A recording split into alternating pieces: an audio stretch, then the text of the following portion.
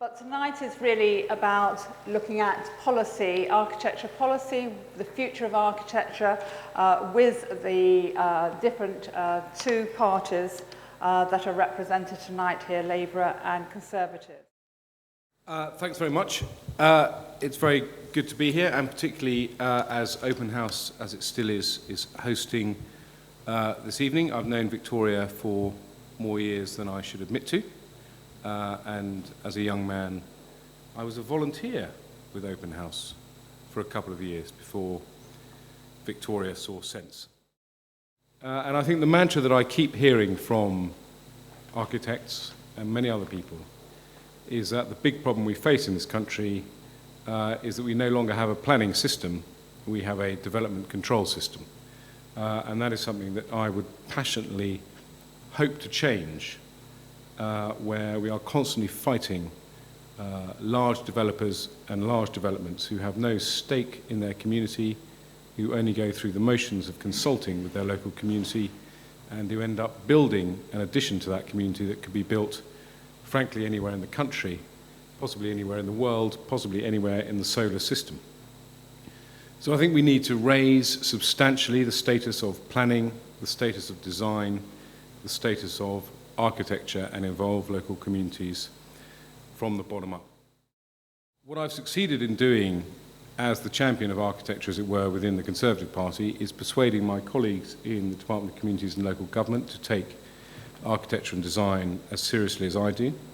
I'm delighted that in our planning green paper we've stated that any local plan will now have to contain mandatory design and architecture standards that any developer would have to meet. I'm delighted that we are now supporting schemes and experiments like Inquiry by Design and charrettes, and that we put local community involvement in any development at the centre. There are a number of other initiatives in the Planning Green Paper which may or may not interest you, including incentives, particularly for local councils to build new homes, whereby they get an uplift in their council tax income as a result of building new homes. And I think that's very important.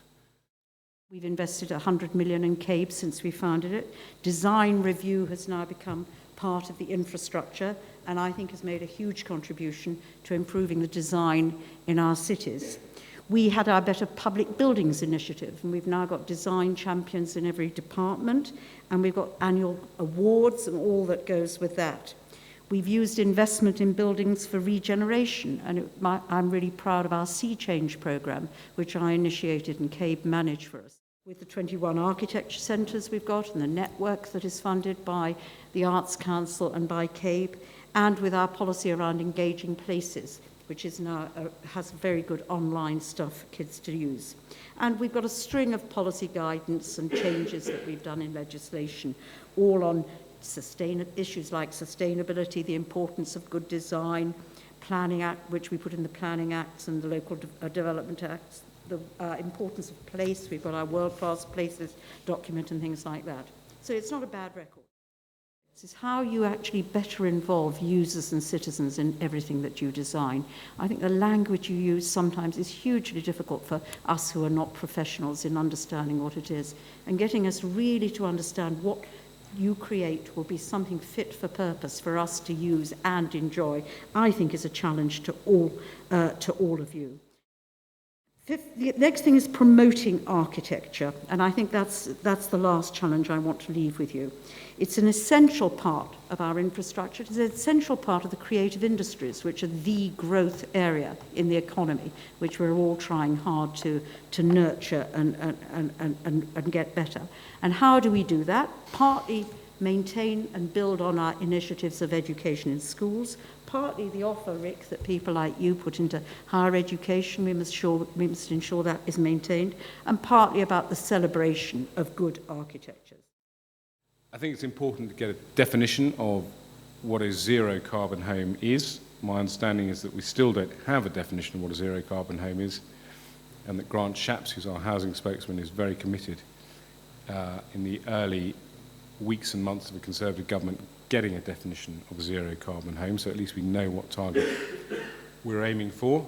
The government has a target of all new homes should be zero carbon from 2016, and we've signed up to that target. And I do think that you are not going to get this unless you make it mandatory, and that frankly all house builders are on a level playing field. The position you've got at the moment is that because of the cost issue, particularly the large-scale developers are reluctant to move before the others do, and they will only move until it's made mandatory, and as far as I'm concerned, the sooner it's made mandatory, the better.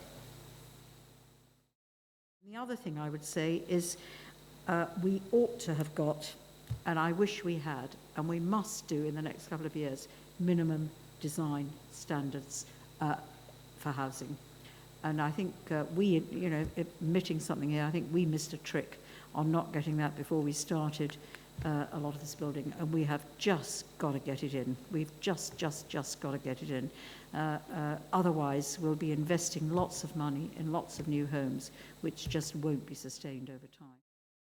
I think it's very important that government has a policy for architecture and puts architecture centre stage, or architecture design or planning, if you take it in its broadest sense. I think the architecture centres play a very important role, and they're the envy of many countries across the world that we've got them there for two reasons. One, they work very hard to ensure community and citizen involvement in the design of buildings and public spaces, and I passionately believe that that's hugely important if we're to get sustainable buildings and sustainable public spaces.